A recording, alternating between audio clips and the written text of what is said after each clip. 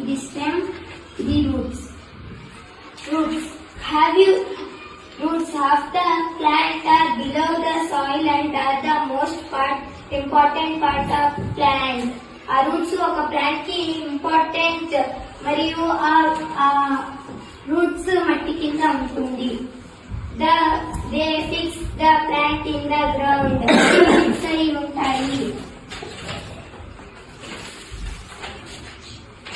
They absorb nutrients and water from the soil and send them to the stem, leaves, etc. అవి roots అనేవి ఆ మట్టిలో ఉన్న nutrients మేము పోసిన వాటర్ ని పీల్చుకొని స్టెమ్ నుంచి లీఫ్, ఫ్రూట్, ఫ్లవర్ కి పంపిస్తుంది. Ramya, Nana, if the roots are so important, what is the use of a stem? Nana, ఒక ప్లాంట్ కి ఒక రూట్ ఇంపార్టెంట్ అయితే మరి స్టెమ్ ఏం యూజ్ ఒక ప్లాంట్ కి?